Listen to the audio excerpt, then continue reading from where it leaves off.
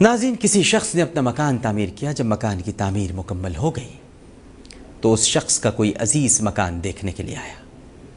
اس نے مالک مکان سے پوچھا کہ تم نے گھر میں روشن دان کس لیے بنوایا ہے؟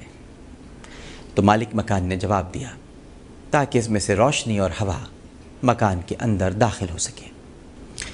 اس کی یہ بات سن کر اس کے دوست نے کہا کہ تم پہ افسوس ہے، تم نے یہ کیوں نہیں کہا کہ اس سے اذان کی آواز سنائی دے؟ اگر تم اس نیت سے روشن دان بنواتے تو روشنی اور ہوا کے ساتھ ساتھ تمہیں نیک نیتی کا اجر بھی اللہ کی طرف سے ملتا، کیونکہ نبی کریم صلی اللہ علیہ وآلہ وسلم کا ارشاد پاک ہے، انما الاعمال بالنیات، بے شک اعمال کا دار و مدار نیتوں پر ہے۔ امام ادریس شافعی علیہ رحمہ فرماتے ہیں کہ یہ حدیث اقدس علم دین کا نصف حصہ ہے۔ یہ نیت ہی تو ہے جو دراصل روح الاعمال اور سید الاعمال ہے۔ آپ صلی اللہ علیہ وآلہ وسلم ارشاد فرماتے ہیں کہ انسان کو وہی چیز ملتی ہے جس کی وہ نیت کرتا ہے۔ یاد رکھیے کہ اللہ سبحانہ و تعالی نیک لوگوں کی مراد ان کی نیت کے مطابق پوری فرماتا ہے۔ اگر نیت درست ہو اور انسان اخلاص نیت کے ساتھ کوئی کام کرے تو یقینی بات ہے کہ اللہ جل مجدہ اس کی مراد کو پورا فرمائے گا، اور اگر نیت میں فتور آ جائے تو سارا عمل ضائع ہو جاتا ہے اور چیزوں میں سے برکت اٹھ جاتی ہے۔ بہت پرانی کہاوت ہے جو آپ نے بھی سنی ہوگی۔ ایک بادشاہ شکار کرتا ہوا اپنے قافلے سے بچھڑ گیا۔ اسے پیاس لگی تو وہ ایک باغ میں جا نکلا۔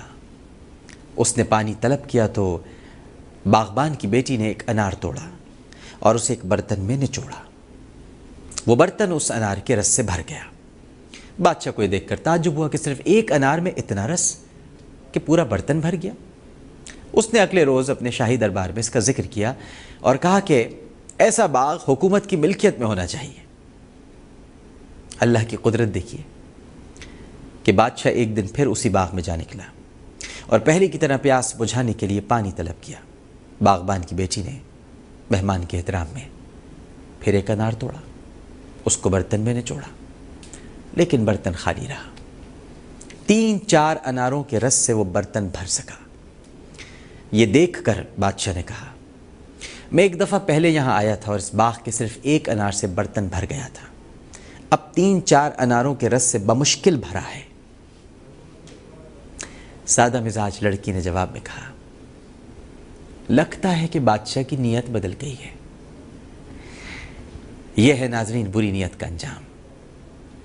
اسلام کا ایک بڑا فیضان یہ ہے کہ اگر ایک آدمی نیکی کا ارادہ کر لے اور نیت کر لے اور کسی وجہ سے وہ عمل نہ کر پائے تو نیکی کیے بغیر ہی اسے ثواب مل جاتا ہے، اور اگر وہ گناہ کا ارادہ اور نیت کر لے تو اس کا اندراج اس وقت تک نہیں ہوگا جب تک کہ وہ گناہ اس سے سرزد نہ ہو جائے، اور اس پر بھی یہ چھوٹ ہے کہ گناہ کرنے کے بعد بھی اسے معافی کا وقت دیا جاتا ہے۔ کہتے ہیں کہ ایک شخص نے حضرت ابراہیم بن ادھم علیہ رحمہ کو خواب میں دیکھا اور پوچھا کہ حضرت کیا حال ہے؟